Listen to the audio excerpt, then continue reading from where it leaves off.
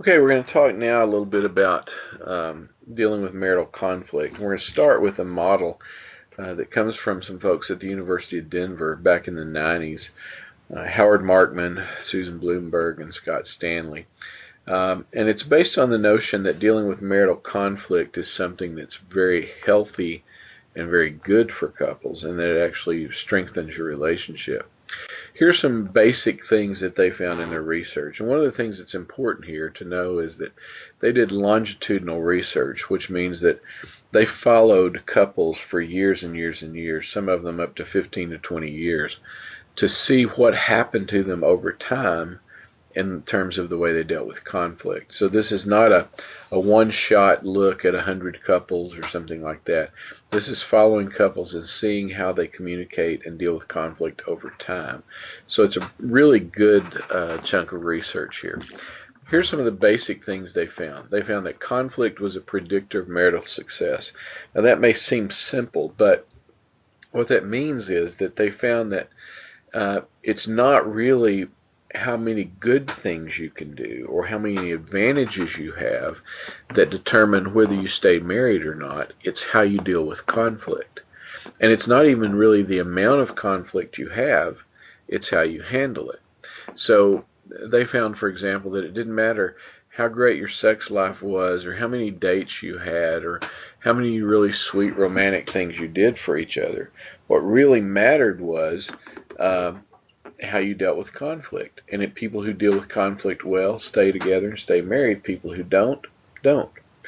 Second thing here that they found that's really important was that psychopathology was really correlated with marital success and distress, meaning that if you come into a marriage and you have a personality disorder, you have high levels of depression and anxiety, or you have bipolar disorder, it's tough to stay married. It's tough to deal with that stuff.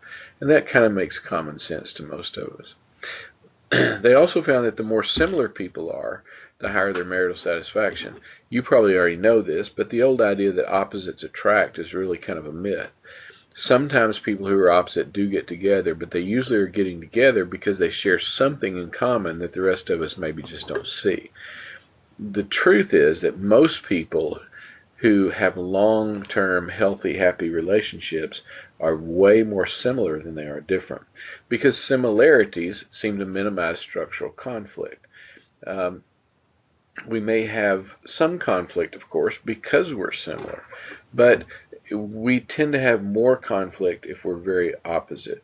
Okay, so opposites attract occasionally, but it's usually a little bit dysfunctional. And people who are more similar tend to deal with things in a healthier way, and it tends to reduce some of their conflict. Lastly on this list, conflict, as I said at the beginning, is both necessary and functional. Markman and Bloomberg and Stanley found that you didn't need to avoid conflict. You didn't need to seek out a relationship that had no conflict in it. Conflict actually was good for couples, but how you deal with it determines whether it's good for you or if it's destructive. Good overt conflict also helps to eliminate structural conflict. If we can communicate about the thing that we have the conflict over, if we can talk about it, if we can deal with it openly and overtly, then we tend to not have a bunch of stuff happening behind the scenes. We tend to not have the power struggles and all of the different hierarchical kind of struggles and the triangulations and all of those kinds of things that come with structural conflict. So good overt communication about conflict is important. What they presented then was what they called the Prevention and Relationship Enhancement Program, called PrEP for short. It's basically a communication technique for dealing with conflicts, and it's kind of like lots of other things you may have heard of. If you're interested in this, after we're done, you can find all this in their book. They had a book that was called Fighting for Your Marriage. And it's a pretty decent book, and you can find cheap copies of it on Amazon, I'm sure. Basically, they said that when we deal with conflict, and couples that deal with conflict in a healthy way tend to do these things. They follow kind of a speaker-listener technique, and they called it the floor technique because they said they actually use something that they would call the floor and pass back and forth so that whoever has the floor is the speaker, whoever doesn't have the floor is the listener. I don't see it here in my office. I'm not sure if it's here or not, but I usually keep a little piece of plywood that's got linoleum nailed to the top of it, and that's my floor. And I'll use that with couples to pass back and forth. That may seem kind of silly to you, but the truth is, if you can make people hold something in their hand and pass it back and forth to each other, they will tend to respect each other as the speaker and the listener more. Something about the tactile process of holding on to something that you can see and feel seems to change us. So I'll encourage people, use a coaster, use a refrigerator magnet. Find something in your house that's always handy, that's always around, make it your floor. Okay? Like I've got this thing of Post-it pads right here. I would say, okay, if I'm holding this, I'm the speaker, and I'm going to pass it to my partner at some point, and then they will become the speaker and I will become the listener. Okay? The goals of this process are to share feelings, because feelings are better than facts and better than thoughts. And our second goal is to understand the feelings behind something, not the reasons for it. Now, this is the thing that a lot of couples don't understand, and a lot of other people don't understand, that when you share feelings, you tend to reduce the level of conflict and manage the conflict. When you try to share what we think are the facts or our thoughts, our ideas, we tend to fight more. And if you think about that for a minute, it makes sense.